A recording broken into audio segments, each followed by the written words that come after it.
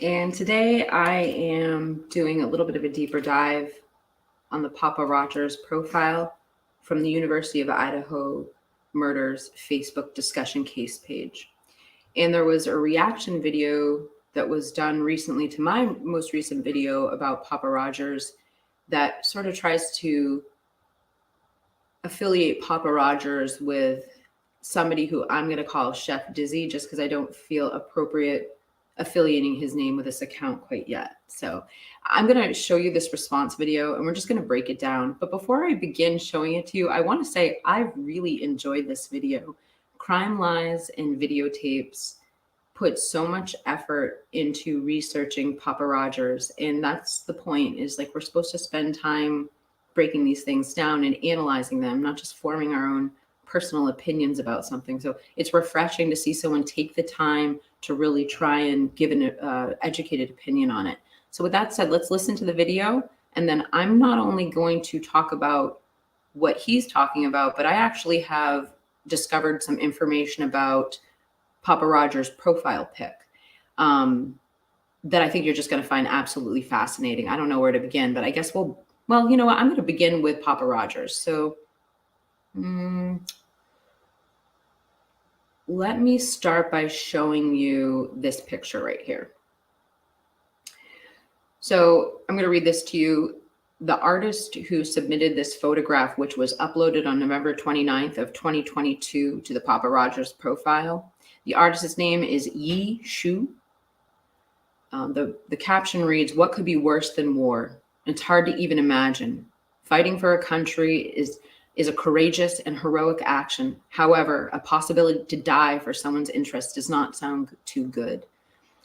There were 2 world wars already, and I think nobody wants another one to happen. Nevertheless, sometimes there are other factors which you cannot impact." Yi Shu made a photorealistic portrait of an unknown old soldier. And here is what we wanted to achieve. In this piece, I tried to achieve photographic effect, to learn some lighting and hair techniques, and the reference is some image from the net software, and then he talks about what he used. So I tried to identify who Papa Rogers was, and I'm going to show you this. So Papa Roger is an early 1920s Russian Red soldier. So I can identify it as a 1920s soldier, a World War I soldier versus a World War II soldier because of the shoulders.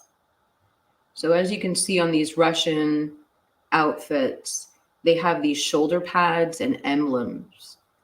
And by World War II, they had essentially done away with those shoulder pads because they wanted the outfits to not resemble the imperialistic Red Army of the past. So what is the Red Army? I want to just my personal opinion, let me pull up this Papa Rogers pic again. This is not a symbol of war to me. This is a symbol of godlessness. All right, let me go on. So when I'm identifying this soldier, I can tell it's early 1920s because of the hat. So this is, it's called a Palatko hat. And if you look, there's a little red star in the corner. Just pull up my notes so I don't miss anything. So generally when you see a combination of this red star and this uniform, you know you're either dealing with a sniper or a medic. Okay.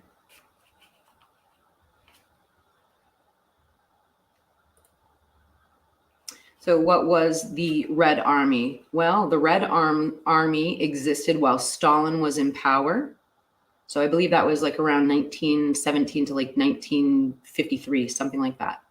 So the League of the Militia Godlessness, an organization employed by Joseph Stalin to storm the heavens, ridicule and humiliate clergymen, and transform superstitions from citizen into atheist.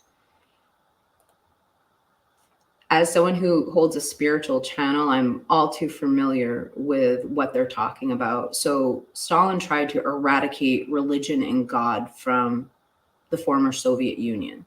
He did this with his million-man atheist army. And they killed probably about 1,500 clergymen throughout the former Soviet Union in their attempts to eradicate religion. And it was almost like a cancer that spread throughout the world, because we then had Mao and we had Pol Pot. And I'm going to make a very bold statement right now saying that in my experience in this research, I can easily say that a lot of people like to say, oh, religion has killed a lot of people throughout the world. But if you were to combine every religious war for the last 10,000 years and add up all the casualties, it wouldn't even be a fraction of the amount of people who have been killed by atheistic governments in like the last 100+ years.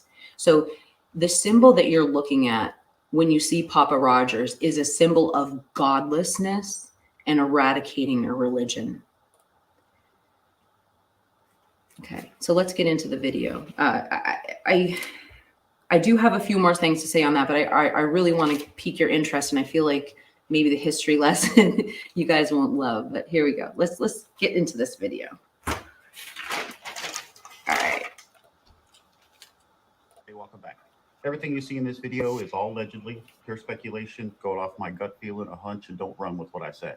Yeah, I hope everybody's had a great weekend. Let's go ahead and get started.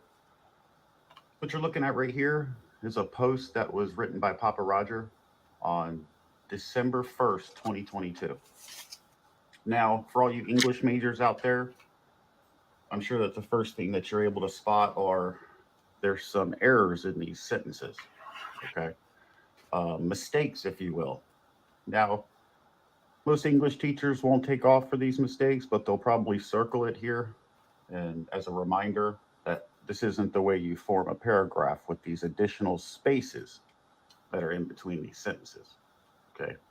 Where if you look at where the period ends in the word house and then the word they picks up, somebody has manually tapped the space bar either on their phone or their computer to create additional spaces here, okay? And you can see that throughout the sentence in the word they, it, either, this, and even in here at the bottom, house, comma, and where the it picks up, you can clearly see, you guys, that there's additional spaces in between these sentences. All right. Okay, so I'm going to stop here for two reasons. The first is I want to make sure I'm being clear what I'm showing. So this is a reaction video to my video on Papa Rogers by Crime, Lies, and Videotapes. And he's essentially saying that Papa Rogers was Enon Harsh, or who from here on after I'm going to call Chef Dizzy. Because I just don't like implicating somebody to Papa Rogers. So let's keep going. So what he's saying about the spacing and the double spacing after a sentence, the first thing I was going to say is I do this. It's indicative of an older generation. So I think the reason why people do the double spacing, in my understanding, is anyone who learned how to do handwriting or cursive or took extensive lessons in that, they naturally put a space there. So when we were learning how to type, English teachers actually taught us to put a double space there because that's what we were doing with our handwriting. And so it is an older generation thing. It's talked about a lot how the new generation doesn't put the double space after the sentence. So I want to talk to you a little bit about that today. Composing a sentence, okay? From time to time, people will write, and the way they write is a dead giveaway.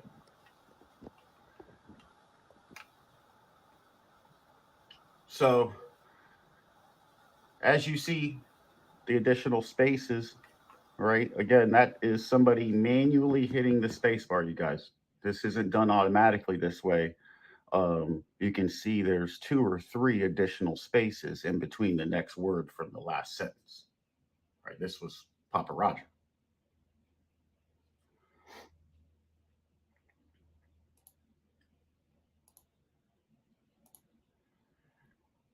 So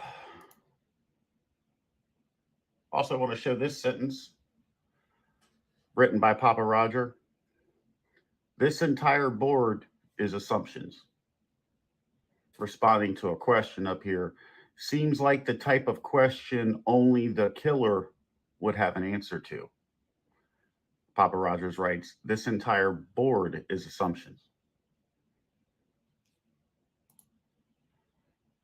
Kind of like in this sentence written by IDAHO When You Sleep, which is Enon. Why would they bring me in for an interview? You start off a paragraph with a question.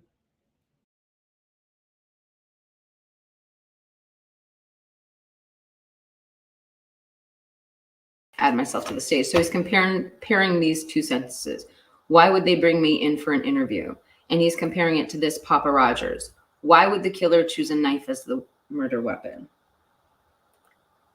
Why would they bring me in for an interview? It's interesting because we're doing a sentence by sentence comparison, but that's not what we're looking at. We're looking at a paragraph and a sentence being plucked out of it compared to another sentence. So let's do it like this. I'm going to read you the Papa Rogers statement, and then I'm going to read you the data while you sleep statement in the same tone. Why would the killer choose a knife as the weapon of choice? Why would they bring me in for an interview? Because a bunch of internet crack smokers think I did it based off of some weak assumptions and sleuth facts? Nah, the police aren't nearly as dumb as these internet wannabe detectives. Trust me. And in the trust me is a second sentence without capitalization, and it's a partial sentence. It doesn't have proper structure. You can't end in a me. So I'm just saying that it's difficult comparison, but I understand why he's making it. Let's go on. Kind of like this right here. Why would the killer choose a knife as their weapon of choice? Right? Why did the killer choose that house over all the others in the area? I guess Enon likes to start his paragraphs off with a question as well. But because of a bunch of internet crack smokers think I did it based on some weak assumptions and sleuth facts. Weak assumptions. That's actually just your assumption written by IDAHO When You Sleep, Enon, right? On December 11th, 2022, right here. December 2022. This entire board is assumptions. Well, I guess Enon and Papa Roger share the same little quote.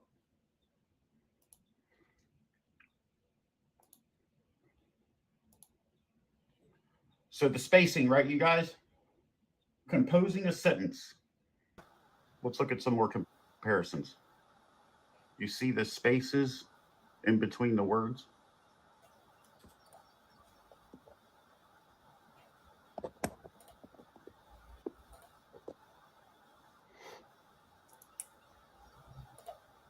Well, this is written by IDAHO When You Sleep. Okay. This is a paragraph written by Enon, December 11th, 2022.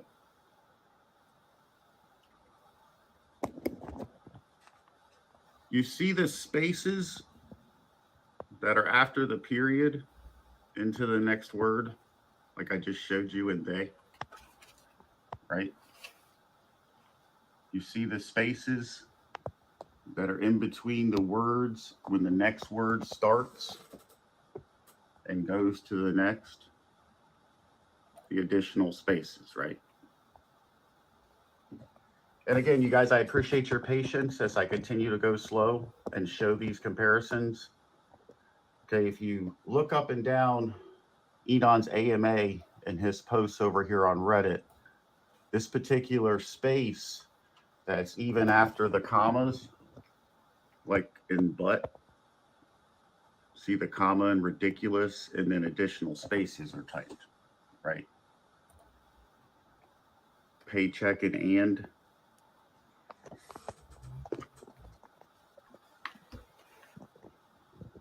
Like the same type of spaces that you see over here, right? Composing a sentence in the same way. Kind of like inside looking. Okay, I'm going to pause here because we're going to look at two different types of, now that we've gotten through this spacing, because I don't want to play the video in full. He has a lot to say, and it's all has a lot of value to our community, but I'm just adding to it. So there's something to be said about writing style. So we're going to look at two different aspects of the writing style we're looking at. Now, Papa Roger has a very specific type of writing style. He is saying the most in the fewest words as possible. He's also making statements that are meant to provoke thought. They're discussion provoking statements. That's the point. It was the Idaho case discussion Facebook forum, the largest one, might I add, there was. The other thing is that Papa Rogers notes a higher level of education than the two authors we're seeing right now, Inside Looking and I Data While You Sleep. And I'm not saying that to be in a judgmental way. I'm saying it kind of in a matter-of-fact way, because you can see in the writing style for both Inside Looking and I Data While You Sleep, they talk about themselves, right?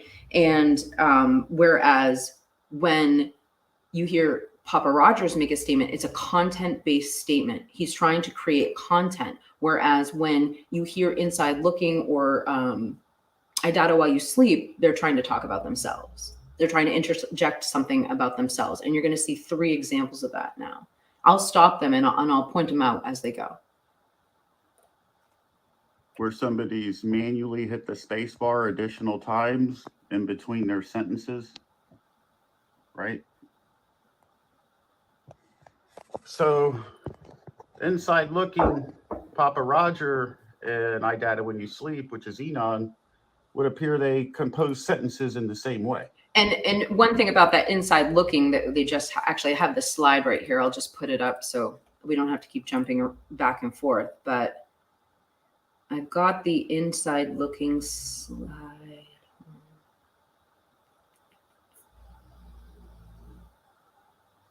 Right here. So if you look at this, the killer drove to the residence, entered the sliding door at approximately 3:20 a.m., stabbed the victim in their beds, left through the sliding glass door approximately 3:35, and heads east on Highway 8. That's a totally different sentence structure. Look at this. Of the evidence released, their murder, this is Papa Rogers, the murder weapon has been consistent with a large fixed blade knife. This leads me to believe that they found the knife sheath. This evidence was released prior to autopsies. These are better, these sentences are formed more complete than this. Listen to this last sentence. Left through the sliding glass door, approximate 3:35 a.m. and headed east on Highway 8. Doesn't sound the same. Like over here, Suit Man to the Moon.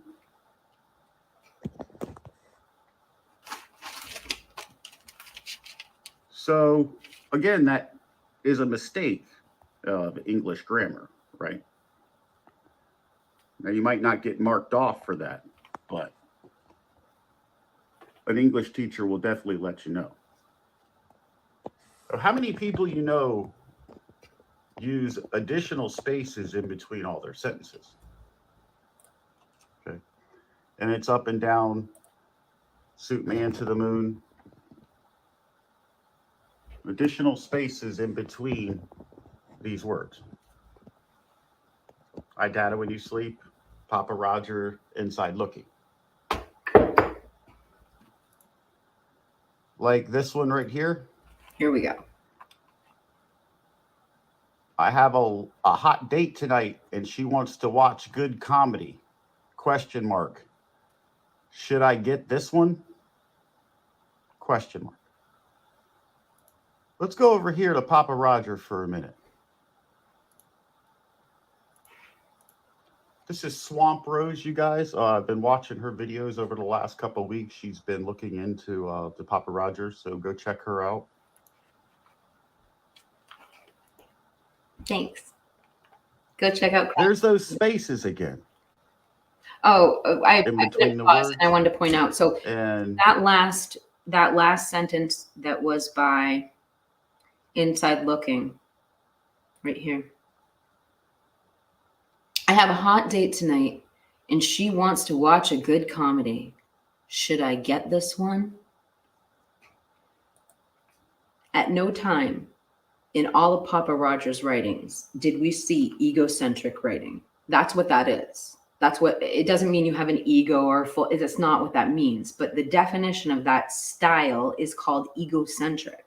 And whereas we have Papa Roger's writing a substantive. So one is focusing on themselves, one is focusing on the substance. It's a totally different writing style. And I don't think that, you know, I know writing styles can vary too. So somebody might write differently in a discussion forum versus what they would in an email to someone. But in general, that's an evolution in your writing. Let's go over here to Papa Roger for a minute. This is Swamp Rose, you guys. I've been watching her videos over the last couple of weeks. She's been looking into the Papa Roger, so go check her out.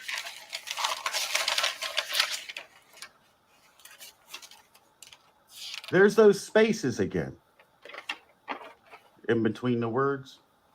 And this is a question mark and then another question mark with the spaces. Kind of like what I was just showing over here. Should I get this one? Question mark after comedy.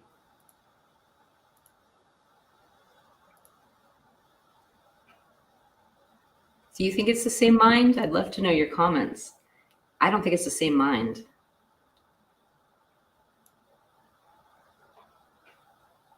You see the additional spaces? This is true. The spaces are something these two writings have in common. Right.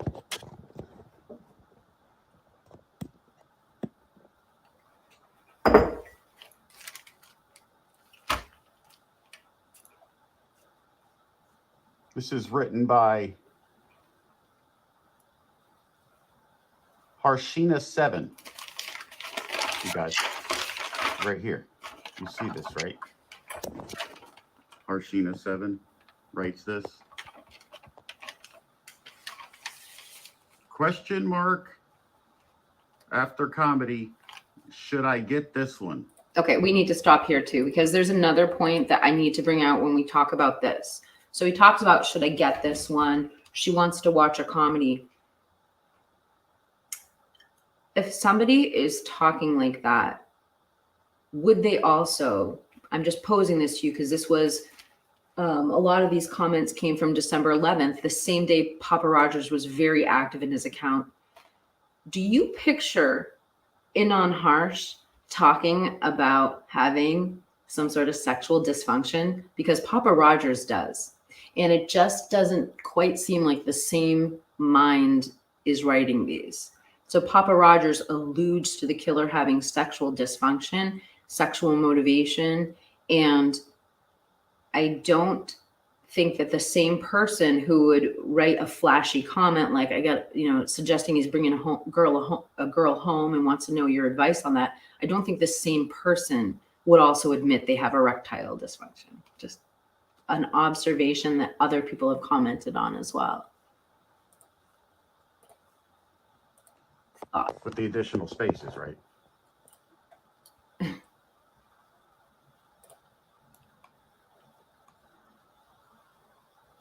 Kind of like the additional spaces that you see right here, following the question marks. Yeah, Nevada, I think he has excellent points, and I hope it doesn't sound like I'm shooting him down, just adding to his work. Yeah, so I want you guys to go visit his channel. He's got some amazing work lately. Crime, Lies, and Videotapes. Sorry, it's a little blurry. Composing a sentence in the same way. Isn't that a coincidence?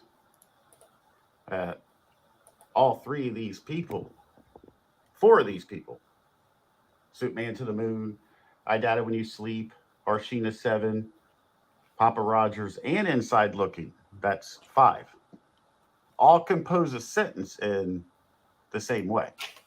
Well, no, not quite. The other difference I keep forgetting to bring up. There's also, I don't think I've said this before, you can look at the lack of detail. So whereas when you're talking to Inside Looking, he gets specific. He talks about specific highways, very specific doors. And you don't really see that with Papa Rogers' posts. They're slightly more broad, but that's just an opinion. That's not like actually a fact. It's my opinion.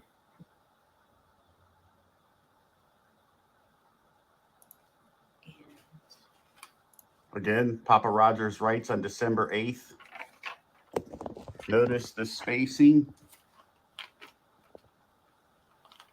Somebody's manually hit the space bar, okay? In between each sentence.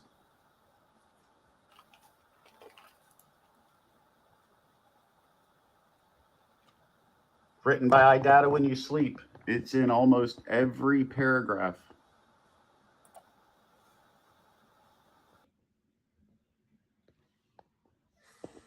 What a coincidence that Enon writes the same way Papa Rogers does. Next paragraph down. Additional spaces. The same thing you're seeing over there, you guys. You go to Enon's AMA, you will see the same thing. This is his AMA. It's all up and down here. The additional spaces, even after the commas.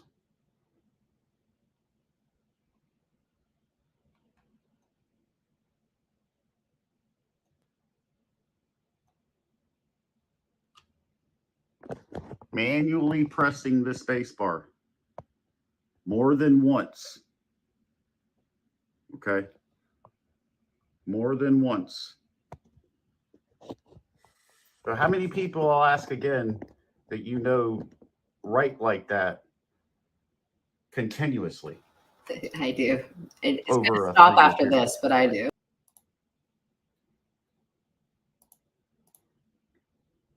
Assumptions.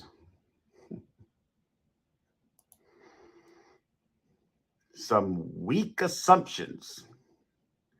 That's actually just your assumption. What a coincidence. Oh yeah, I really appreciate your patience, you guys. This isn't the easiest content to follow along with. I am going to continue to show these comparisons. Thank you to Swamp Rose. Hope it's okay that I used part of your video. I liked how that all the writing was shown up close. It takes a lot of time to take these photos. Here again, additional spaces written by Papa Roger on December 11th. Papa Roger was real busy on December 11th over here on the Facebook group. And then if you go over here, you can see, so was I Doubt It When You Sleep, was really busy over here on that Sunday, December 11th. There's probably about 15 posts over here. December 11th, December 11th, December 11th, December 11th, December 11th, December 11th. Real busy over here on December 11th, weren't you, Enon? The same day that Papa Rogers was busy over here on Facebook.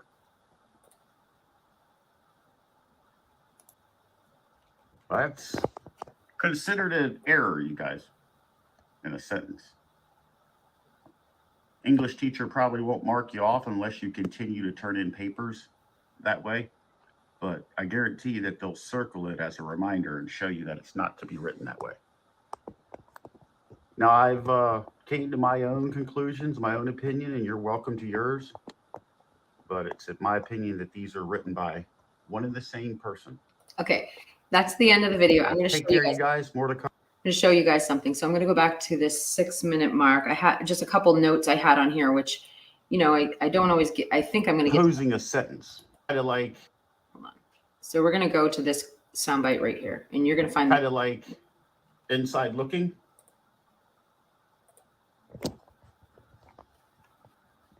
Where somebody's manually hit the space bar additional times in between their sentences, right?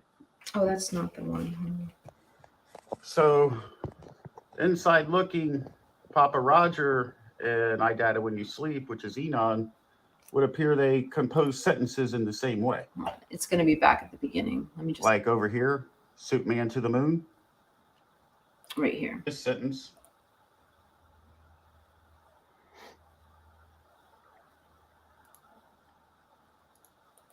Rogers writes, this entire. Okay, right. Kind of like in this sentence, written by IDAHO When You Sleep, which is Enon. Why would they bring me in for an interview? Huh. You start off a paragraph with a question. The others in the area. I have to find it. Sorry, just bear with me a second. Weak assumptions on Enon and Papa Roger share the. So the spacing, right, you guys? I'm going to composing a sentence. I just need to find this one last look at some more comparison comparisons for you, and then I'm going to tell you a little bit more about this profile pic. In It's between going the to words. probably surprise you. Hold on. Let me just find this clip. Bear with me.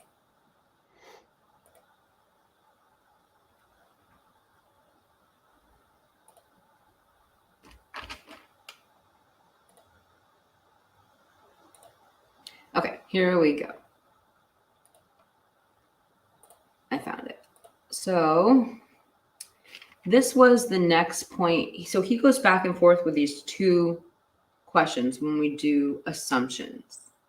So when we talk about these two assumption statements, the one from BK and then the one from Enon that's listed in here, one of them is a offensive statement and one of them is a defensive statement.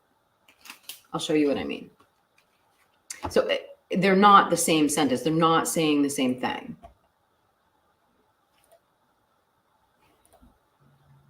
Right. On December 11th, 2022, right here. December 2022. This is a offensive statement, what you're about to hear. Well, this entire board is assumptions. So this is his defensive statement. Whereas when we look at here, Enon and Papa Roger share the same little quote. It's not. One is an offensive right here. The other is defensive. So the spacing, right, you guys? Composing a sentence. Let's look at some more comparisons. You see the spaces in between the words? Okay. I'm going to pause here. And I feel kind of bad for Enon Harsh. Like, I think he thought he was doing something good, interjecting him into this case, but he's appears to like made a lot of people implicate him. So I just want to point something out. So when we talk about this Papa Rogers photo right here, that clearly comes from, it's a godless symbol from the million-man atheistic army, okay? Now, this is Enon Harsh, all right? A self-proclaimed spiritual person, someone whose mother had them reading yoga books, okay? Let me read. I'm actually going to read you a quote from Enon, and you tell me if you think that this gentleman would choose the godless symbol of the million-man atheistic army for his profile picture. Sounds a little odd. All right. So this is from Reddit. This is part of his AMA.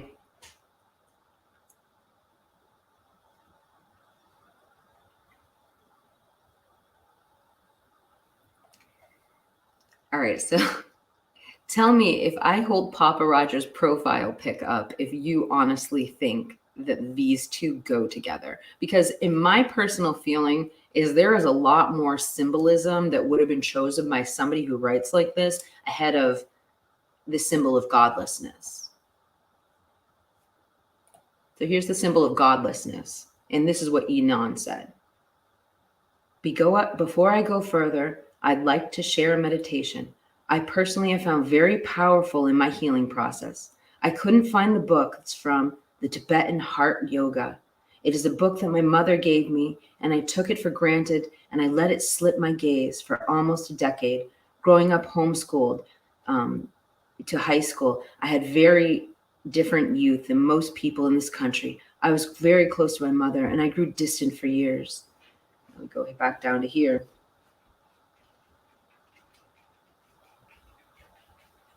Now that your light is more brilliant and expansive, it's time to think about someone you care deeply about who is suffering. Imagine them sitting in front of you in their own diamond and flower, and the light is dim and the diamond is barely an ember. Yet something is wrong. You can tell that they are not feeling well. You can sense their good. You can sense and see their sadness. Your own flower and diamond are shining bright. Still envision this. Think about the struggles that bring them to their suffering. Go deep into the delay without judgment. Think about the struggles, the sacrifices. I'm not going to go on, but it's very doubtful that somebody who's choosing the godless symbol for their profile pic would also be quoting the principal Upanishads. If you have somebody who's read the Veda, or the Vedanta, or the principal Upanishads, these books that literally hundreds of religions were based off of, I just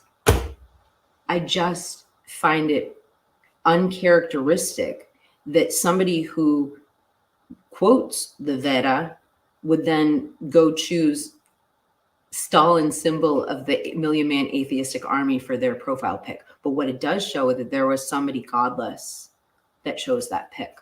So let's just one more time take a look at this. And I decided to, because Papa Rogers continuously references a second weapon that could have been used, I decided to, just for the heck of it, find out what type of weapon was used by this early 20s Russian Red Army soldier. And a lot of these soldiers were not, combat soldiers were not armed, actually, because many of them, it was the peasant army. It was also called the Peasant Workers Army, and they didn't have arms for all of them. So many of them had what was called trench knives, and they also had combat knives. These came out of fashion after that era. So ironically, the combat knife was taken after that small sliver of window, which this profile pic of Papa Rogers is based on. They stopped using this combat knife. Let me show you a picture of it, though, so you have an idea of what I'm looking at. It's just ironic. So this is called, I think it's called Fair Barn, Sky's fighting knife. It's a double-edged fighting knife resembling a dagger with a foil grip. It was developed by somebody based on the ideas of two men that they had while serving in China before the war. So this was the issued knife before combat knives became irrelevant to the Russian army just several years later. So anyway, this is my whole presentation on Papa Rogers. This is just what I found out lately. I exonerate Chef Dizzy. I don't think he has anything to do with this, but that's just my opinion. And yeah, so I have a few comments. I'll see if you guys have anything to add to this. Let's see.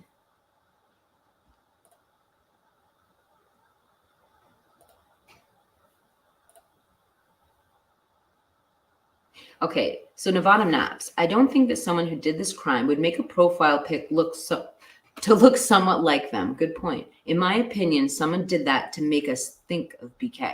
But remember, we didn't know about BK. Well, yeah, if it was somebody who knew about BK before we knew about BK. But how would, it would have to be something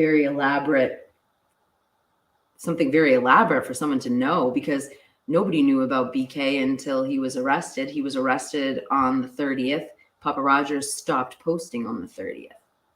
And I've also, since I made my last video, I've been in contact with some people who are actually in that Facebook discussion group when Papa Rogers was posting, because they were pushing back, because lots of people were saying, well, Papa Rogers posted afterwards. He posted a lot of things, and it's actually a female.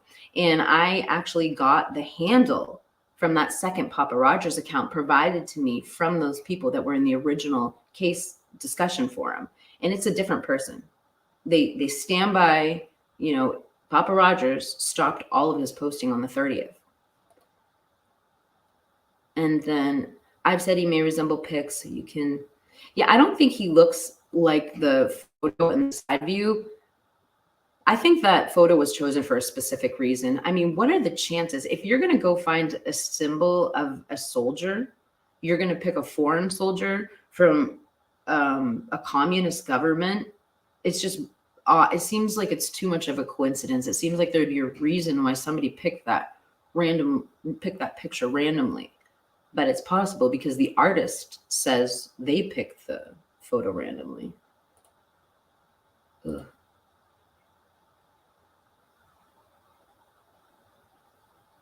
Where's the heart in the bottom right-hand corner?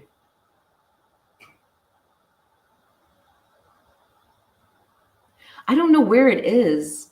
There's a heart in the bottom right-hand corner of the chat. I don't know what it is.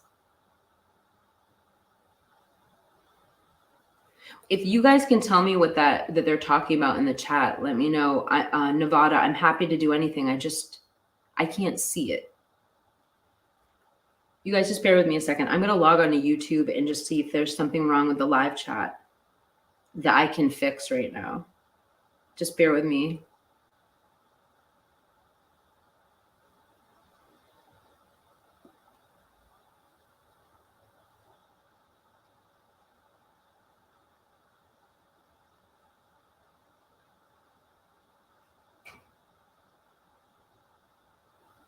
Nirvana Nop, I know what you're talking about. There's like a little block at the bottom. I don't think it's, on mine, it doesn't look like it's blocking anything. I might have to do it next live stream. I'll check my settings to see if there's something I can do to adjust that.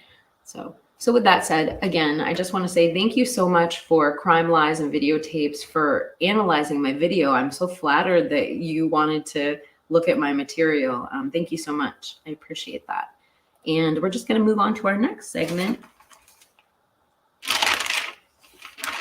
If I forgot anything,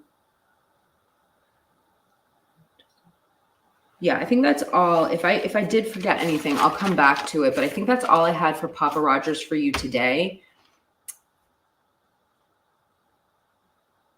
It says a creator removed it the other day.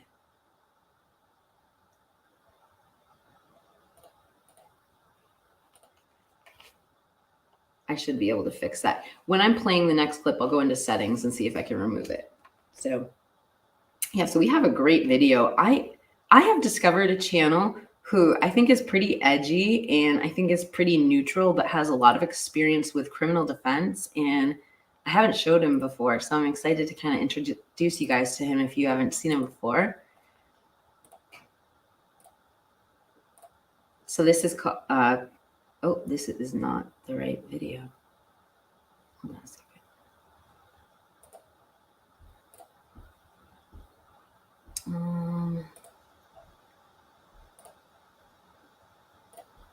Hold on.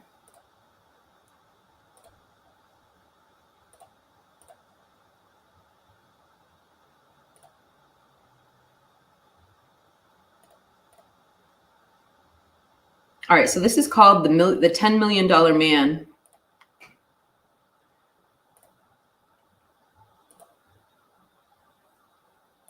And the channel I'm watching is called Crime Talk. And this is an attorney. He's a defense attorney. And so he has some really special insights. And this segment starts right here. It is about, it's about 7 minutes long, but and I'm going to let it play all the way through without stopping.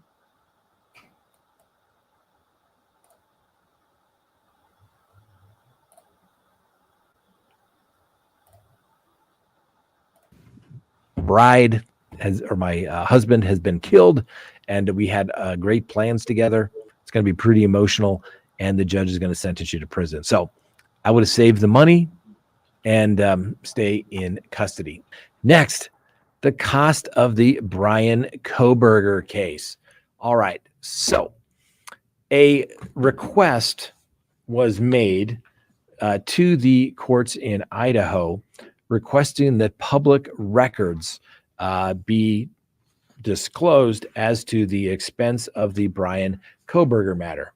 The Judge John Judge, issued an order the other day basically saying we can give you limited information, but a lot of it does not address the statute prohibits the release of many other records in this particular case.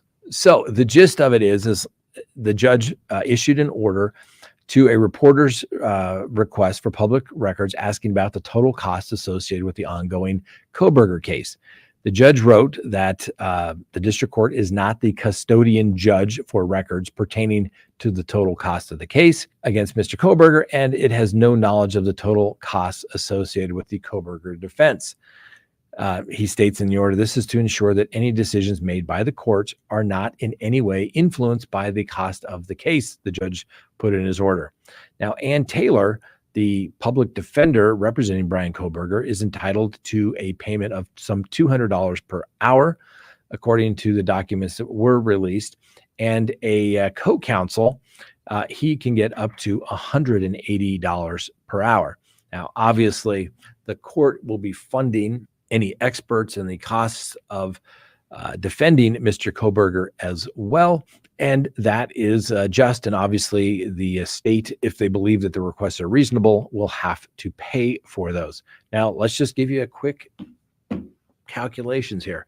$200 an hour, assuming this is the only case that the public defenders are working on as it relates to the Bryan Kohberger, which is more than likely the case because it's a death penalty case. Let's just say at $200 an hour, and you are making 8 hours a day working on it at a minimum, that's $1,600 a day. That can add up pretty darn quick. That doesn't include administrative staff, expert witnesses, etc. Now, I'm not saying that the public defenders would try to make this as expensive as possible for the state, since it is a death penalty case, but they may. But guess what? All of those fees are going to be reasonable. Now, I'm not saying they're going to pad their bill. I wouldn't assume that, but they're going to keep meticulous accounting of all of their time spent. And my guess is they're working on this case literally at a minimum 40 hours a week, if not more. So it's going to be even more expensive. Just do the math. It's very, very quick. So there you go. In fact, let me do the math. Let's do the math here real quick. So let's calculate $1,600 a day for one attorney. That is at the rate of $200 an hour for 8 hours. The other attorney makes $180 an hour times 8 hours a day. That is $1,440 plus the $1,600 a day. That's a total of $3,000 a day. Let's just say they work 18 days. Let's go 20 times 20 days in the week, in the month. So that is roughly $60,000 per month in attorney's fees. And that's saying 20 days. We're not saying they're going to work weekends, but they probably are. So that's a month. So by the time we get to trial, it's $60,000 a month. Let's just say 3 years have passed.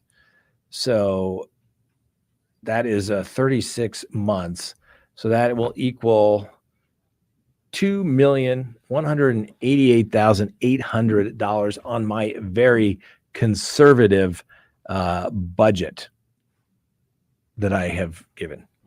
Just gives you an idea of how expensive litigation is, particularly when it comes to death penalty litigation. Now, there's also been issues that the prosecutors have asked for additional money on top of their normal budget that they have for prosecuting cases. In this case, Bill Thompson, he's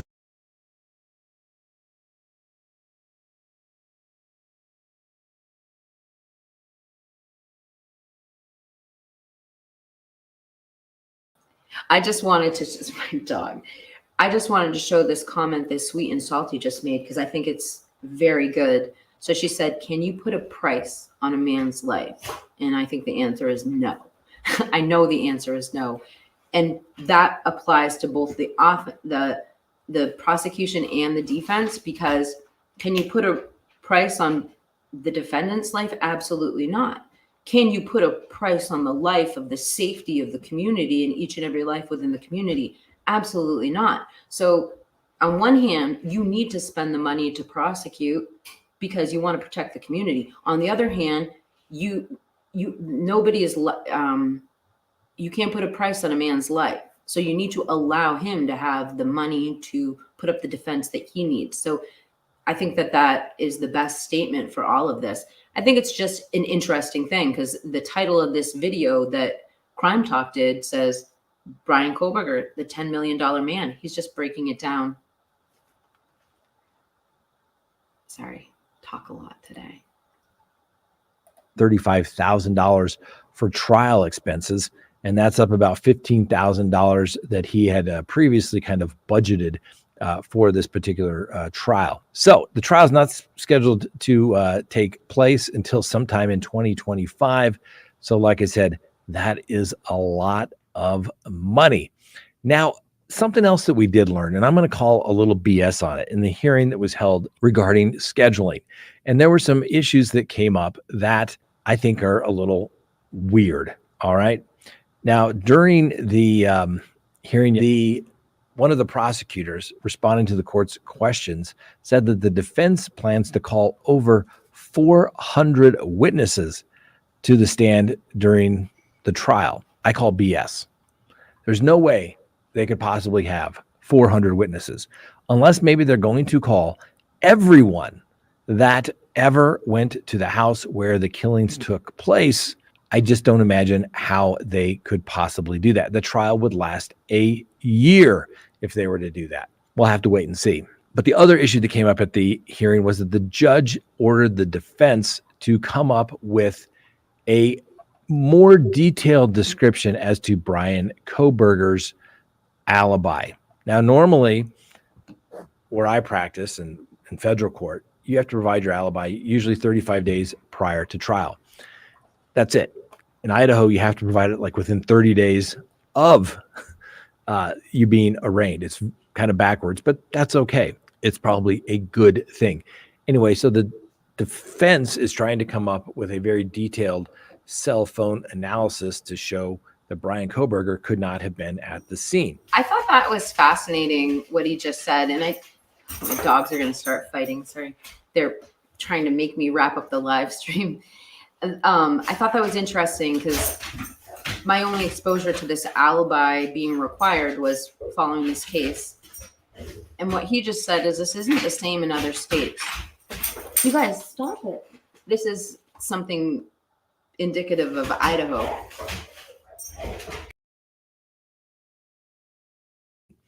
There's maybe some sufficient evidence as to that, but it's going to come down to a battle of the experts. But the defense has to be able to produce more specific information. As you may recall, the previous disclosure was that Mr. Kohberger was on a drive through the mountainside by himself, driving through the mountains on the night of the murder, and therefore it could not have been him. So the question is, who are they going to call to support his alibi? So the defense has had over a year already. You would think that they would have some idea as who they intend to call during that particular time frame, and so that it can be disclosed. Like I said, let's move this along. We're going to talk 3 years from the time we get this case tried. Crazy. So anyway, the defense has until April 17th, and they have to file any other motions that the court has requested. Anyway, the alibi deadline is for April 17th for the defense, and they're going to have a hearing in May to take up those matters. Next on the docket, yes, the Rust trial is providing us a little more insight as it relates to Alec Baldwin's conduct on this. So I just thought that was fascinating. Nobody's really broke that down for me. And I just it is interesting to know what the cost is to the state. It's not that something that we can avoid, and it's not something that we can cut corners on, but it's relevant to the conversation and just information. I have this awesome clip to show you next. Let me just put a little screensaver up while I'm pulling it.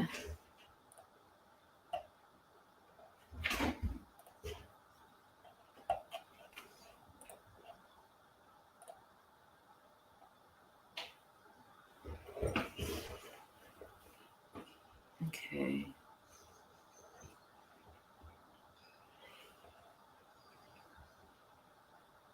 Uh-oh, where is it? Here it is, JB.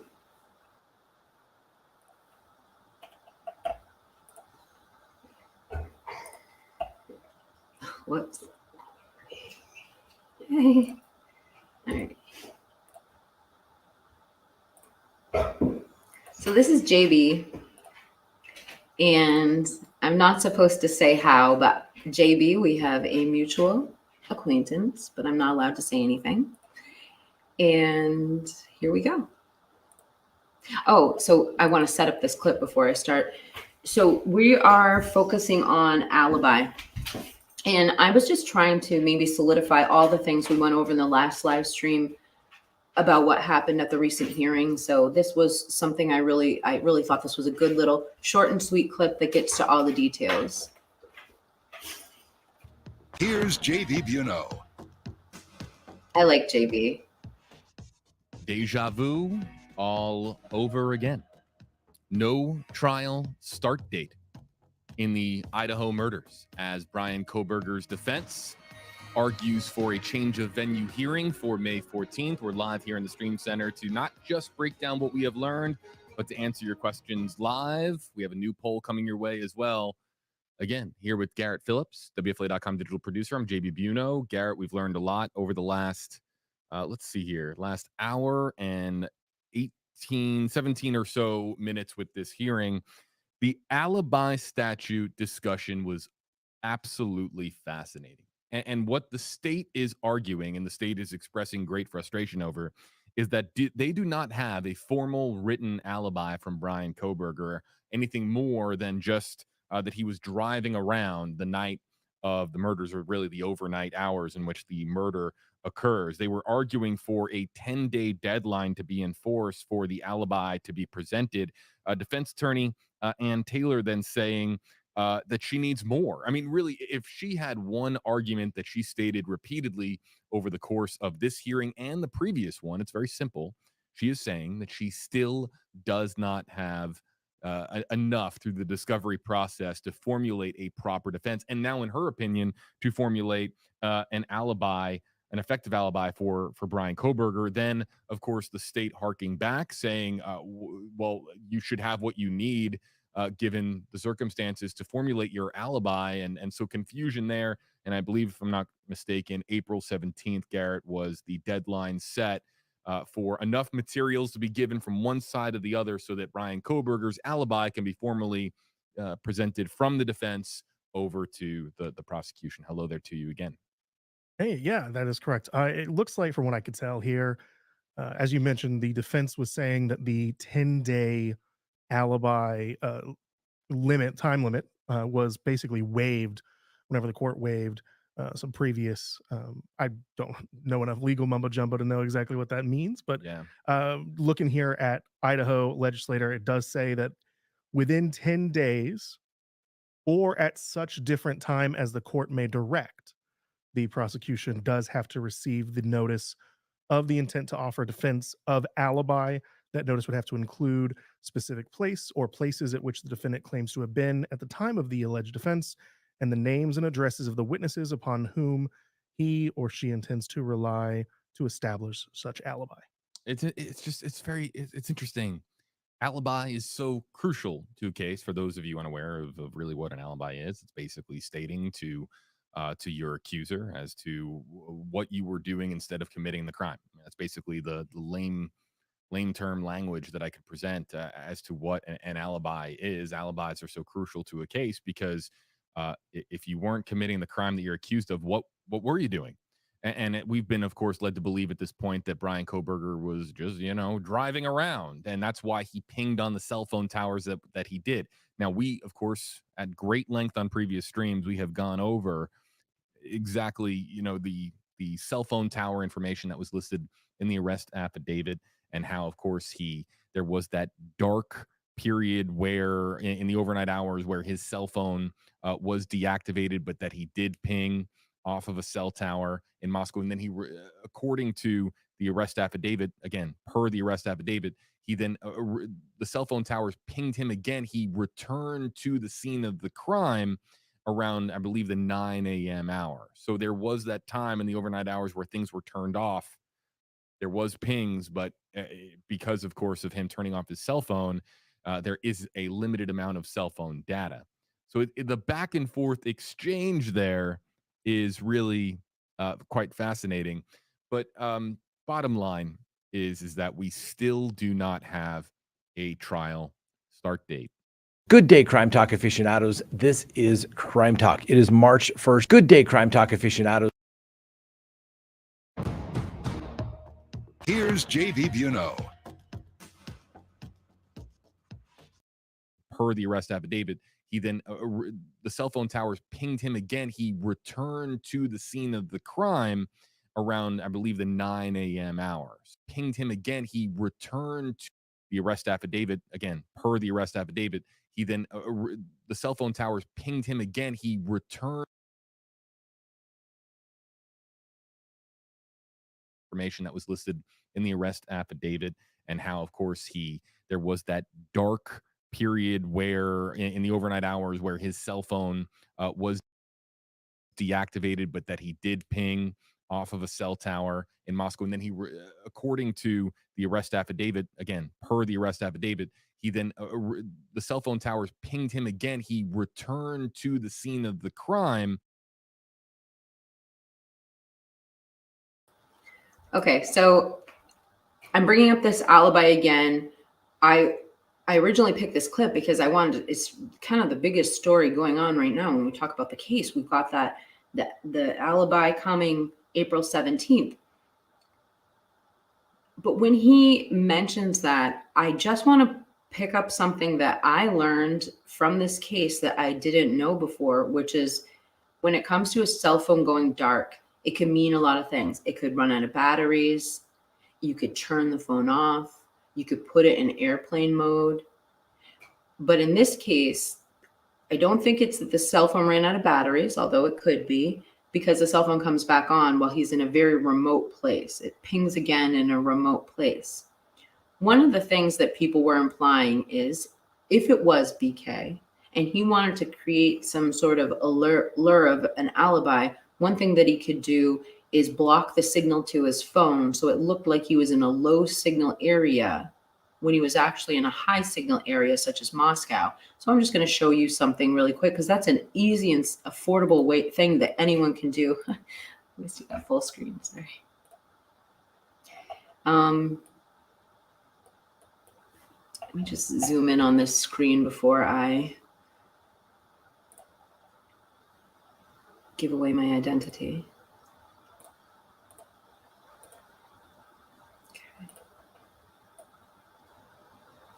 Okay.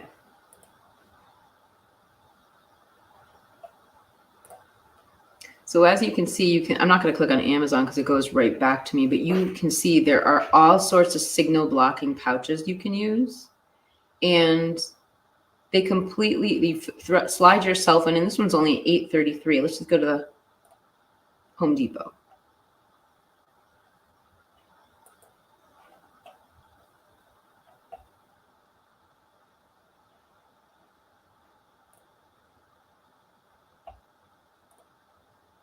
It's not showing up.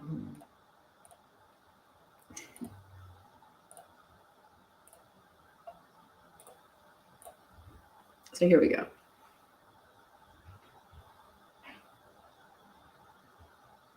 So like right here, this blocks your signal so you don't accidentally put your car into panic mode. So these are affordable, easy things that anyone can buy, and it can be a form of trickery. So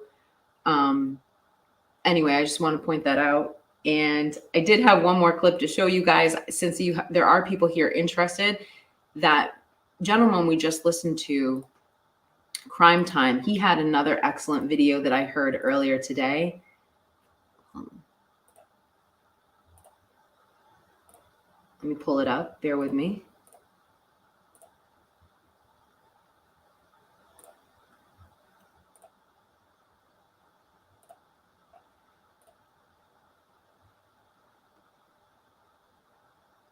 All right, this is pretty cool.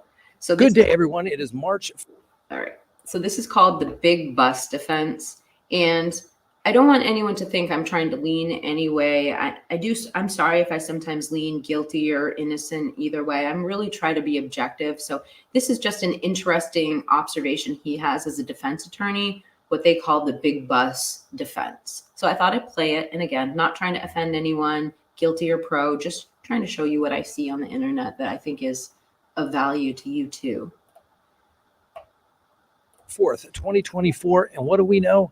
Well, it looks like Bryan Kohberger is now going to the big bus defense. Uh-oh. Lori Vallow checks into Arizona with all her discovery from Idaho. How do you prove the elements of identity with identical twins? With their own words, of course.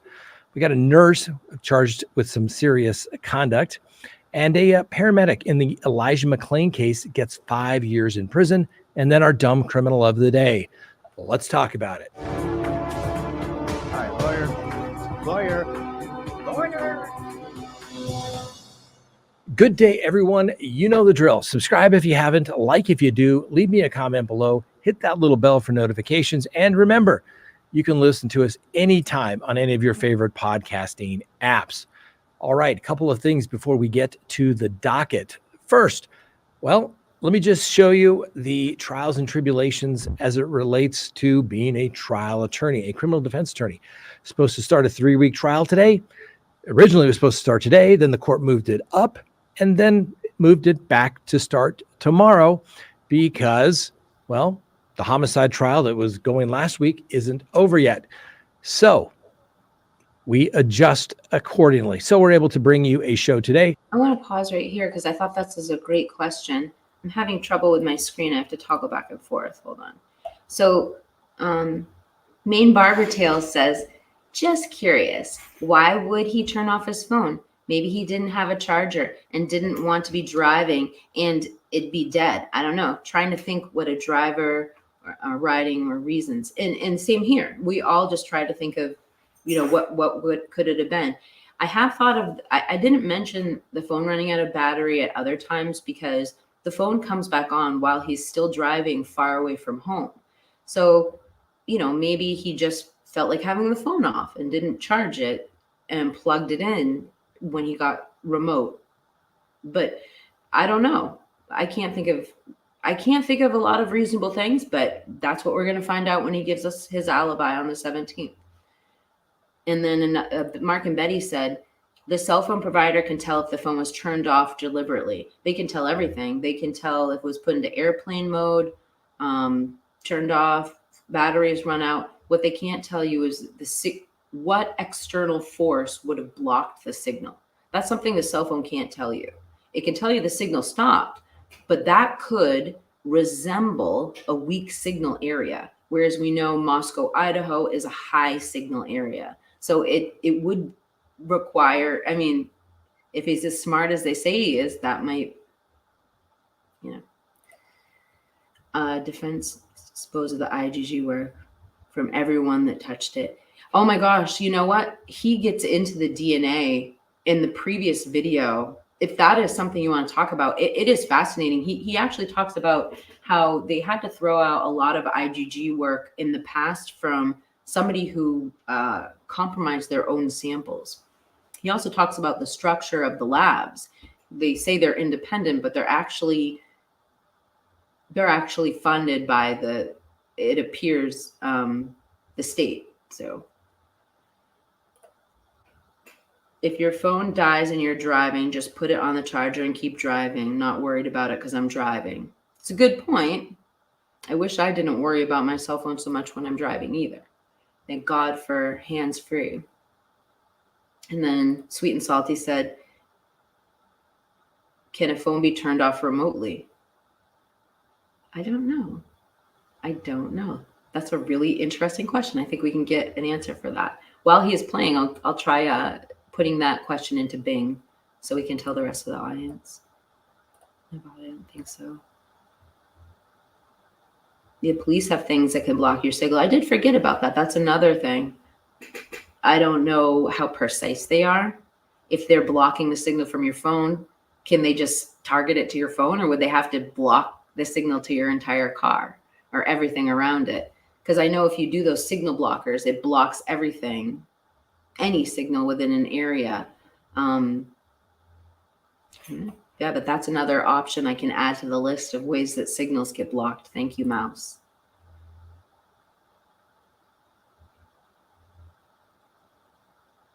Yeah.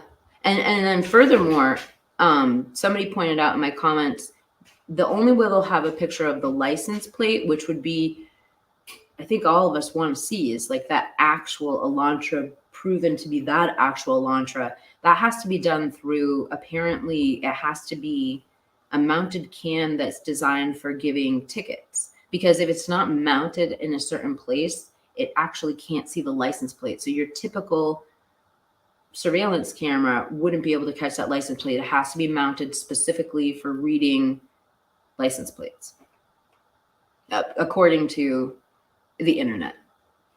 Speculation. They can tap your phone. I don't know if they could turn it off or on without having the phone.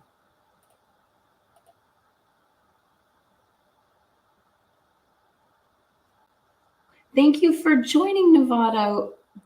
Thank you for my new member. Welcome. And I'm going to try and do some chill out crystal ASMR plucking stuff really soon. I've got some great plans for you guys for the members. Membership doesn't really have to do with true crime. My membership is where I just try to create a safe place where you can request any type of video you want and kind of show you my craft that I've built my channel off of, which is basically ASMR. And I don't do Reiki, I do energy therapy, but it's very similar to what most people know as Reiki. And I work with crystals because my mother was a crystal merchant. So I have a huge collection of rare minerals. And so anyway, just a little sidebar on the membership.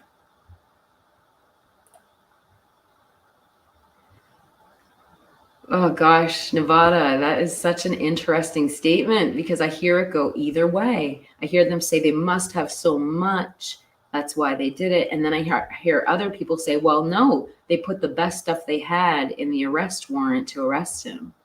What we do know is a lot of the processing wasn't done by December 30th. DNA processing, the casting, I don't know if all the forensics were done on the phones. So we might not have forensic testing back. Like if they were testing the metal fragments within the bodies, that might have not been back by then. So I don't know.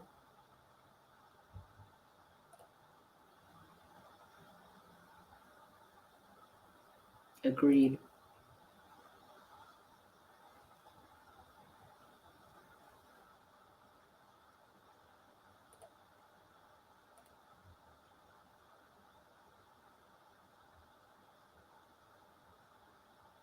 Coast to coast.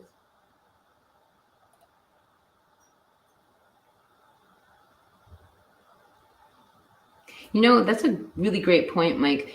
So the DNA under the fingernails, another forensic person said that it's not just DNA they're looking for under the fingernails. They look for the synthetic fibers that would have been in the mask or in the outfit worn, because if DNA doesn't get there, they're definitely going to get some sort of sampling under those fingernails if there was defense. They also said that they take those bags that are put over the hands and they test the droppings in that bag. So I agree with you. I can't even believe there would be something under the fingernail.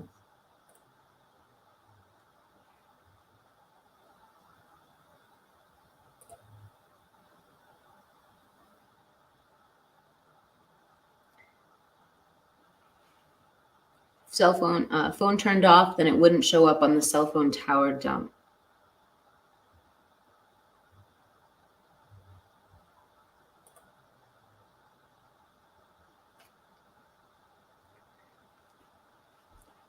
I get really, I'm really suspicious of the LinkedIn being taken down.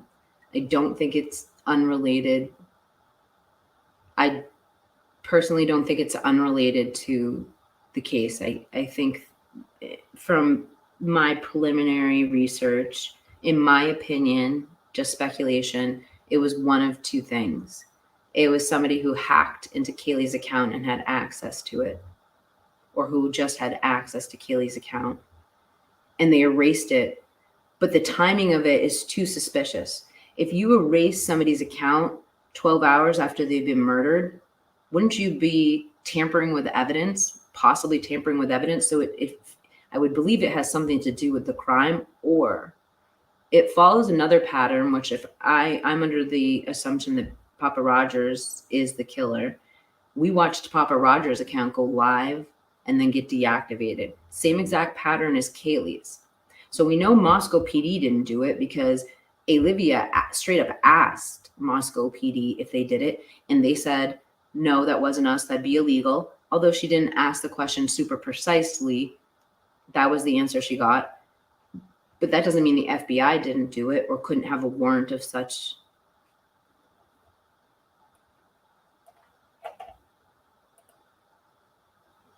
I know.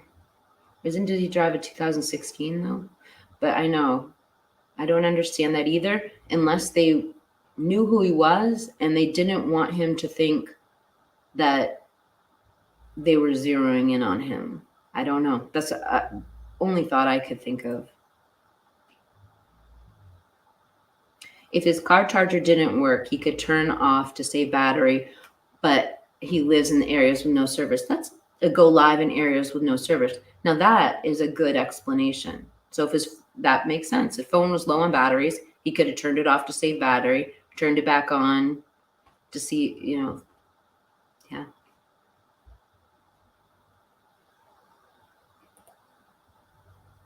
Them or somebody who had access to it.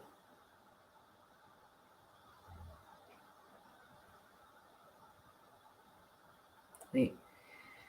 The elantras are all the same design, and the DNA is not theirs because it blows to the body from the mess. That's something else trigger warning for those reading that on screen, and trigger warning for what I'm about to say. I've always wondered, and I heard, I know there's an answer to this, and I shouldn't ask things without looking them up and just present them to you. But if you know, I'd like to hear. Like, how do they know? So if you have this huge crime scene, I'm assuming you can't take samples everywhere. You have to take samplings from different areas. How, if the DNA from the perpetrator is, like, say, present on the hand, and then the hand after the DNA gets there is then covered in blood, does it wash away the DNA that was there, or does it mix with it? Or would it be like a needle in a haystack if you're actually touching the exact place where the DNA would have been? Like, I don't know, is it just a shot in the dark, or could blood actually contaminate the scene so much that they couldn't collect that sample? I don't know how that works.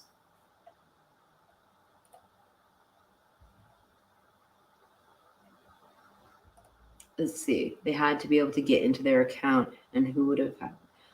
The only thing I can think is a hacker. Somebody who knows how to gain access. And sometimes that can be done with an open Wi-Fi signal, not just.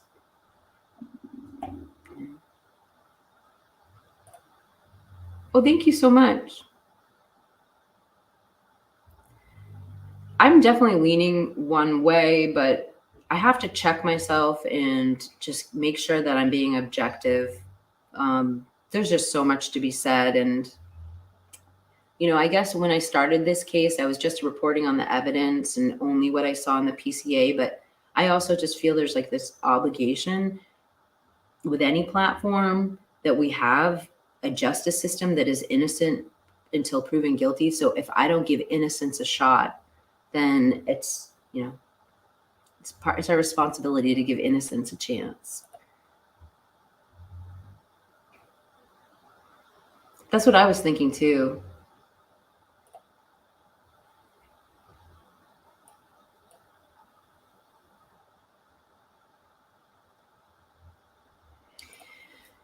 Kaylee is the reason why I keep stumbling. I mean, there's lots of reasons why I stumble on the theory out there that people talk about the Fight Club. Because the type of injuries that Kaylee received would not have been received in a Fight Club. And I know that the theory is that they came back and staged it. But what happened to Kaylee, which I don't even want to like repeat right now, or I'll repeat. Essentially, they destroyed, as far as I've heard, 2 or 3 of her organs, and with a knife. Like I just don't see, and it wasn't post-mortem. So I just, anyway, we'll move on. I don't want to hurt. I mean, I don't want to hurt anybody who might be listening. I don't want to bring up sensitive things. Sorry, I'm talking like a robot right now. I used to think this was a rage and jealousy crime. I'm going to be honest. Papa Rogers has changed my mind about that. I think this was a sexually motivated crime.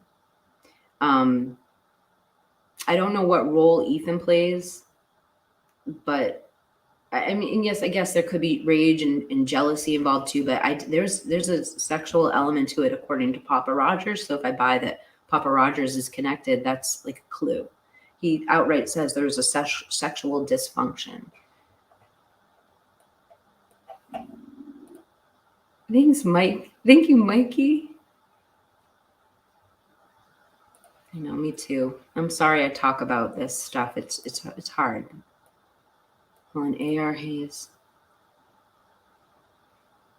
Mikey says, AR Hayes' channel suggests possibly the cops did this due to a cleanup and making Dylan wait to call 911. Yeah, but if I'm going to display that comment on this channel, I have to give the counter argument to that, which is the FBI is also involved. And I don't think that the FBI would put their necks out for this type of corruption in a small police department. I don't know though. That's the counter argument to that.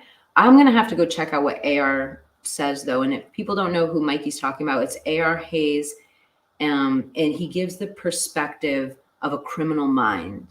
And it's a fascinating channel. He's a good friend to this channel. I've been on a few live streams with him. So please go check out AR's channel. And I'm going to go check out and see what AR has to say on that as well. Fun. The whole energy of that block is dark. I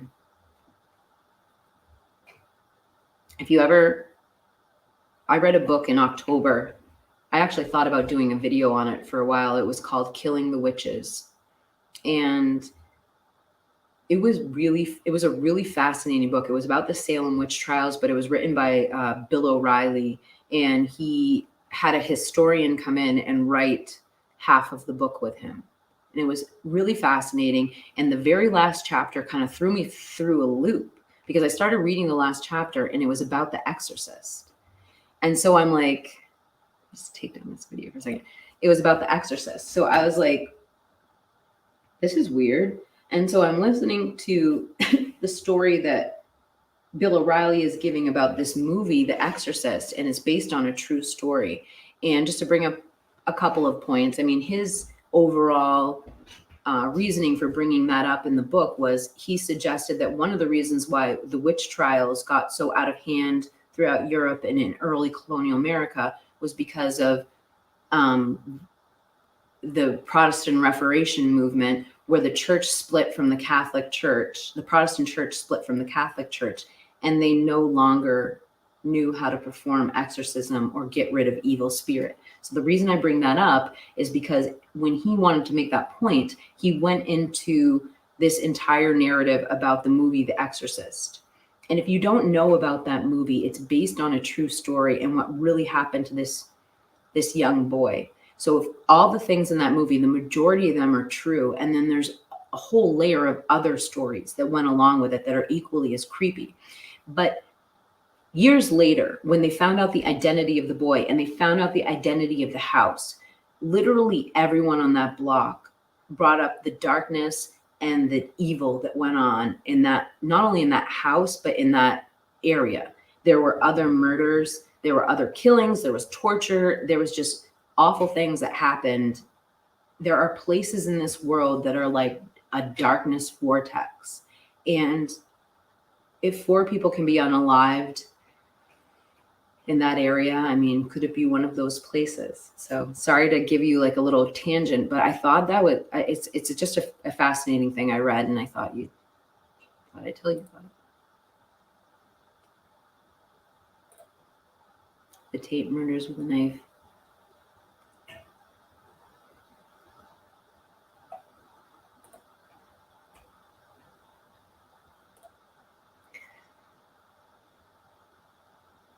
I think, yeah.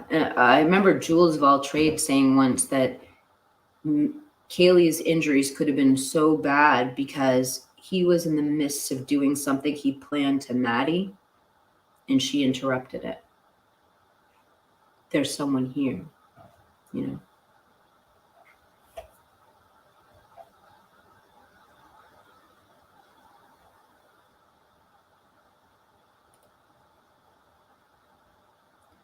We know there were people there for hours before 911 called. Allegedly, President Green of the University of Idaho was there.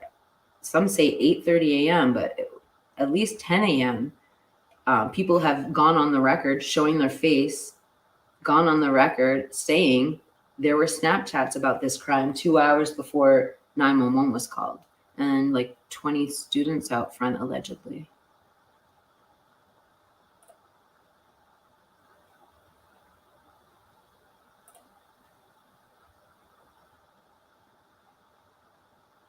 That's an interesting theory. The FBI could have been used, unbeknownst to them being handed the DNA.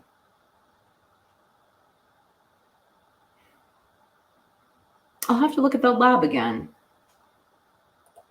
That's actually an interesting perspective on it. Sweet and salty, yes, they could have. The FBI gave Moscow PD the tips, and they had to find the evidence. So who knows, right? Or my theory, which is that it was somebody in the Facebook Moscow, Idaho case discussion forum who reported Papa Rogers to the FBI.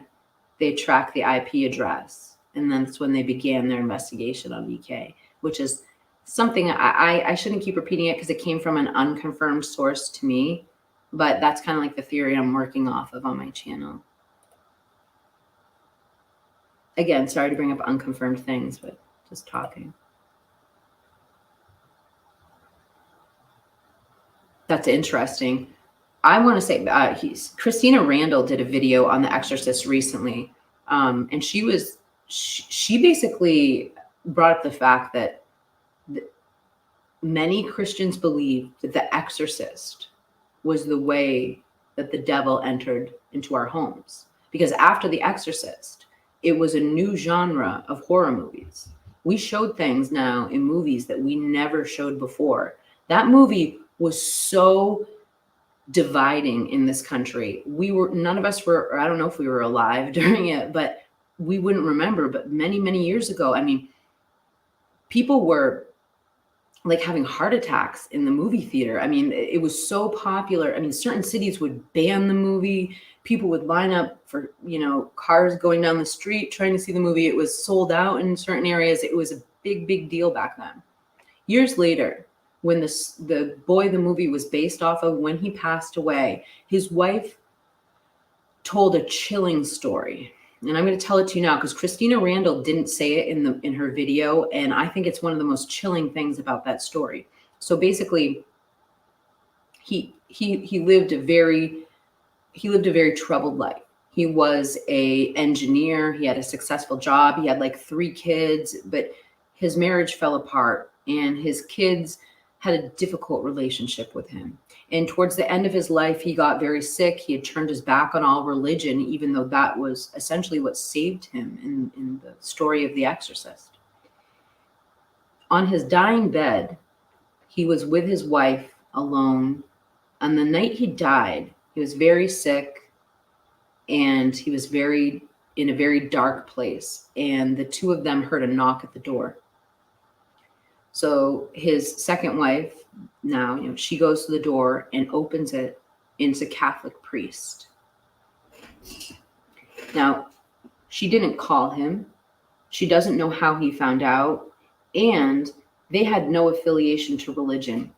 She is baffled that this person knew who he was because he was anonymous, number one, and number two, that he was on his deathbed. But nonetheless, this priest showed up and he met the boy on his deathbed and finally brought him to peace with God and Jesus before he passed. So he knew the Lord before he passed, but it was just a remarkable story. And she said that she couldn't hear what they said, and the minister wouldn't say where he came from. But after that, it kind of brought the peace that he was looking for before he died. I can't stop talking, apparently.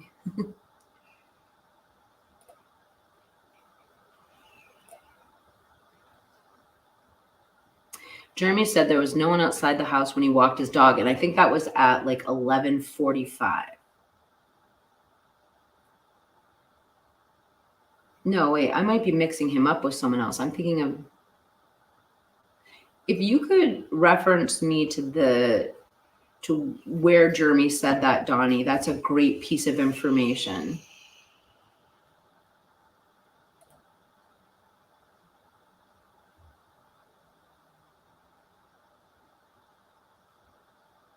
Yeah, I know. But after I heard it, I remember accepting it as just fact. And then it wasn't until like hearing all the speculation on YouTube that I started thinking otherwise.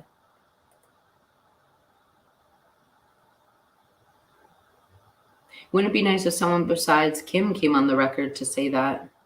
Maybe they have. Maybe it's just the gag order. They're involved in the case now and they can't.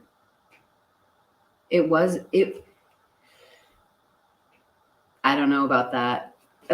You should, if you know something on the subject, I'm open to it. But the real life story that The Exorcist was based on was not Hollywood. It was a real thing. And even on the set of The Exorcist, I mean, that set caught on fire and burned down in flames. It also, they had to refrigerate the set so they could have like look like when they spoke, like the steam came from their mouth. And I something weird happened where the set just like it would the whole entire set would like get like unmanageably cold. Like it would freeze certain areas. I don't know. I should stop talking because I don't remember exactly what they said. But it was a real thing. It really was a crazy thing.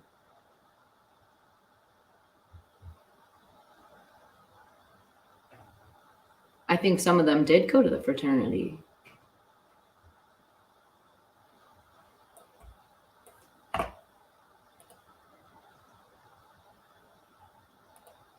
Okay, so Jeremy said he walked his dog at 8:30. That might have been a little early too, because the accounts that I've heard, the one person who went on record was Wasu Mom Kim. And so her account of the timeline goes like this. She picked her daughter up at 10 a.m. And she knows she physically had her daughter in the car by 10 a.m. At that point, her daughter had already read Snapchats. So I don't know at 8:30. I mean, I haven't heard the 8:30 time frame, but I know the 10 o'clock time frame is what was stated there. There was also Katie on Dateline saying she, for some reason, was provoked to text Katie at 10 a.m., Kaylee at 10 a.m. to see if she was okay, and she didn't text back. And then there's Dave. And whatever you think of Dave, that phone call that he made, I understand there are incredible con artists in this world, and I've met some of them that you believe they're telling the truth and they're not. But Dave sounded real to me. Like, he sounded authentic. His conversation sounded organic, and it's just my opinion. So there's a third person on the record. And then there's President Green of the university, who states in his latest book that he knew about the horrific murders in the morning.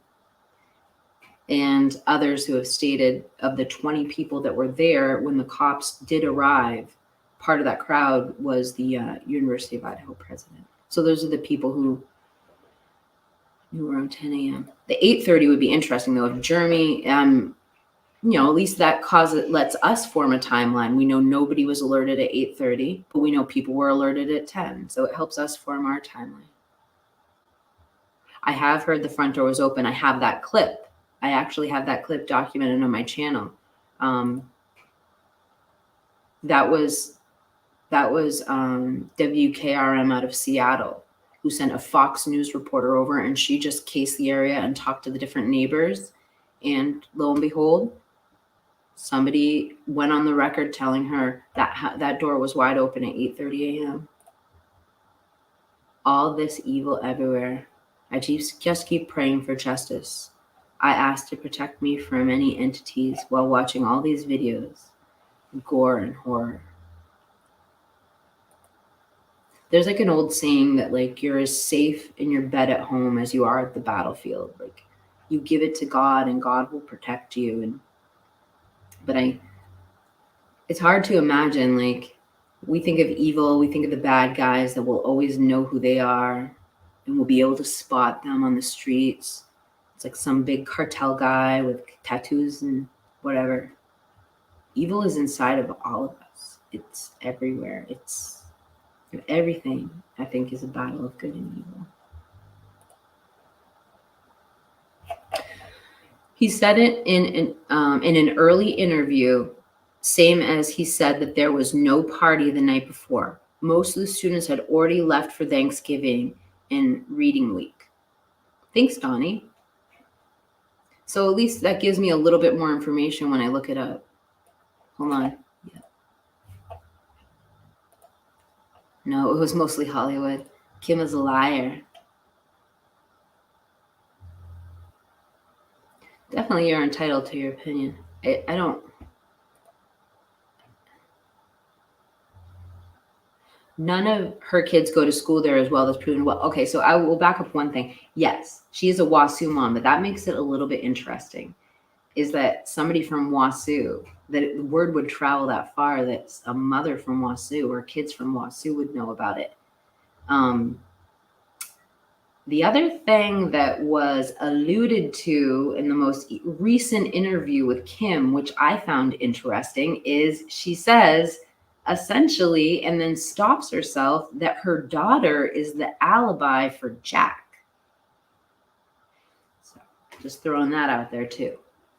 But she was saying that she couldn't say anything. So I don't know if that means that she's part of the gag order for the alibi or what.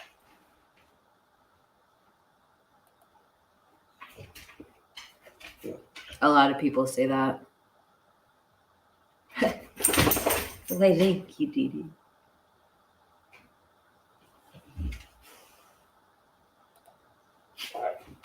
Hold on. I heard the front and back sliding door was open, but all the bedroom doors were locked. I've heard the back door, sliding door was open from, stop it, Philly, from Papa Roger's posts.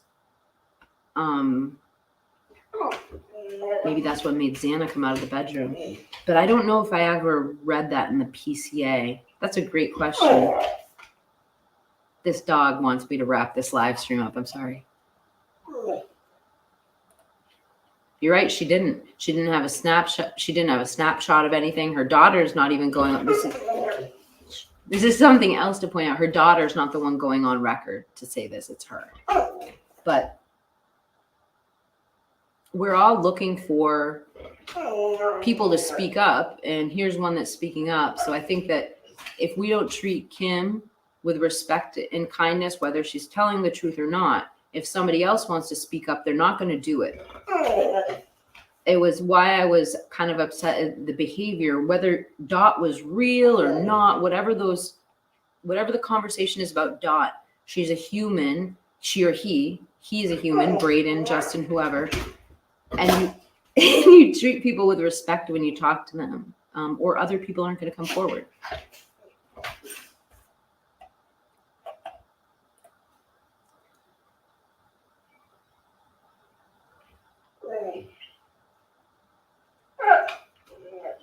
I think this is interesting, Nicole Clark. I wonder if the time zones are different depending on where you are in Idaho as a factor, and Moscow, Idaho is on specific time, whereas Boise is on mountain time.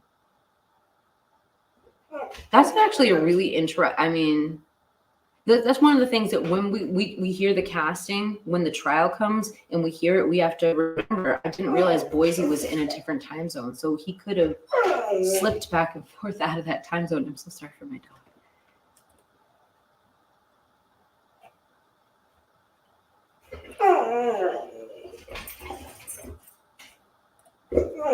I know. There's two of them right here. Except one is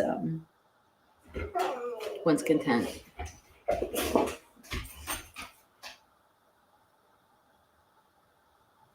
Hey, thanks. So this is my dog Philadelphia, and the other one is Rocco. I call her Philly. So I did have a little bit more of this video. I'm going to let this play out. And then I wanted to end the live stream with this. I made a really beautiful tribute video to the IDAHO4 that I showed on the anniversary. And I just thought I'd show it again today just because it really grounds you and brings you back to why we're doing this. So I'm going to play the rest of this clip that we were just listening to just bring everything. And then I'm going to switch over to the tribute. And so you don't have to listen to my dog.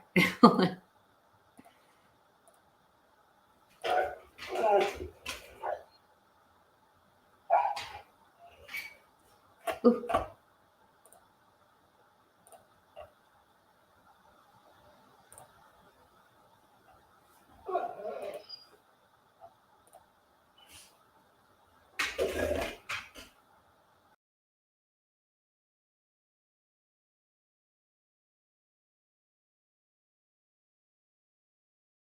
But remember, over the next couple of weeks, we're going to be playing it by ear. We'll see how everything works out. All right, let's go ahead and open the record. And first on the docket, Bryan Kohberger. All right, the big bus defense. That's what I refer to it as affectionately in our office. Sometimes when people ask, what is your defense? Well, it's the big bus defense. Our goal is, or we hope that all the witnesses get hit by a big bus because that's the only shot that we have. All right, delay until everyone forgets or dies. That's the big bus defense. And that appears to be what the tactic is for Bryan Kohberger as his attorneys. Now, as you may recall, we talked about it. It's like, hey, the only way I thought Kohberger was going to have a real shot at this particular case early on was if he had gone to trial within the 6 months. But that's where he had to be real honest with his attorneys. And obviously they blinked. And they say Bryan Kohberger blinked, his attorneys blinked when they said, fine, we'll waive speedy trial. And now, of course, they want to drag the case out to 2025. So do you think the prosecution would have been able to proceed almost 2 years ago? Doubt it completely. And probably the defense wouldn't have had anything, but the prosecution wouldn't have been ready to go either. So now they've switched tactics, delay. Because remember, we were supposed to have a trial the end of 2022. And then that can move to October of 2023.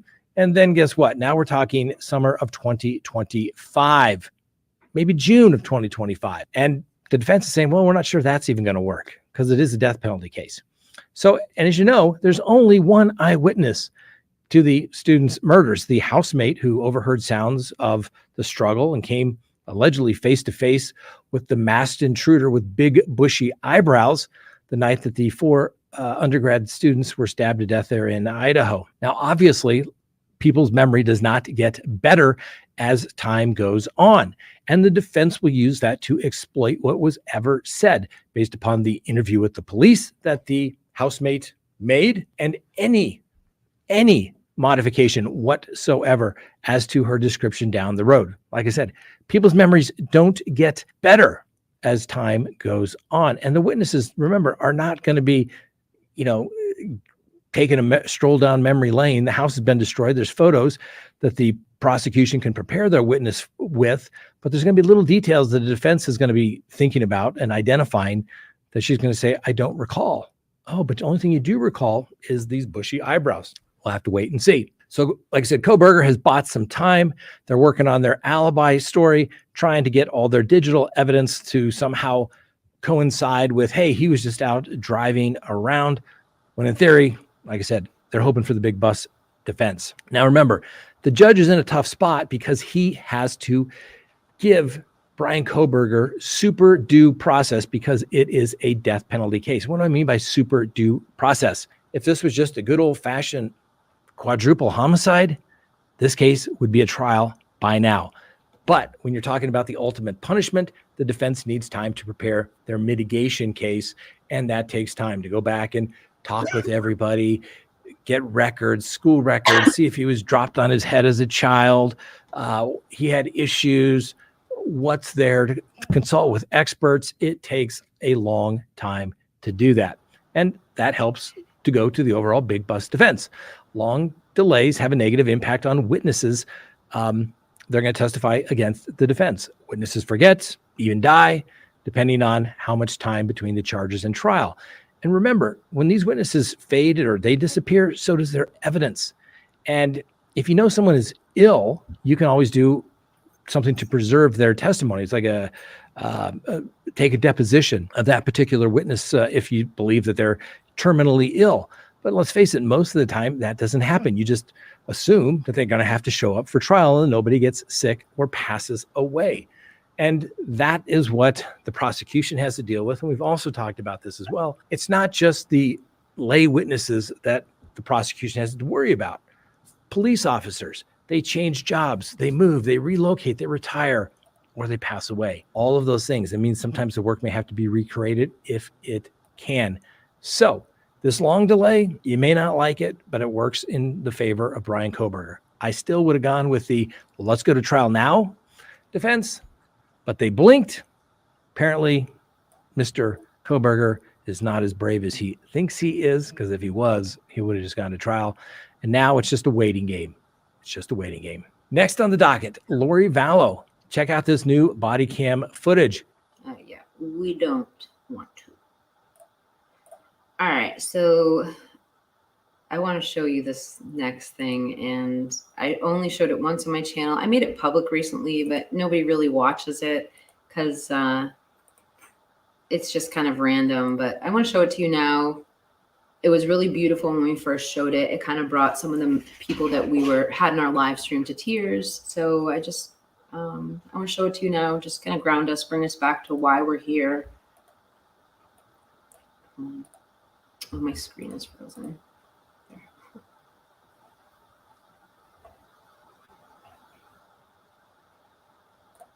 Okay.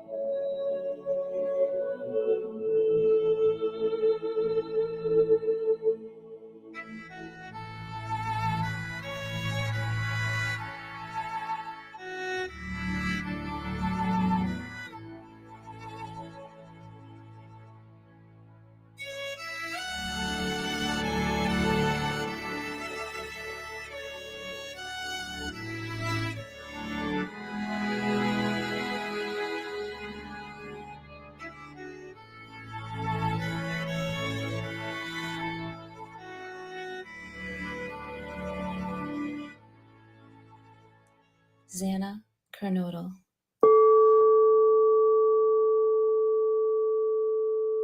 Ethan Chapin,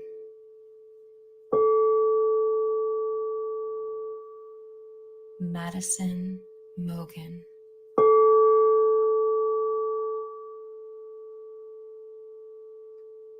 Kaylee Gonzalez,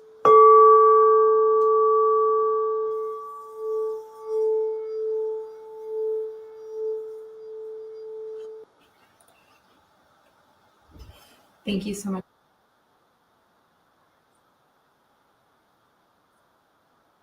Have a blessed day.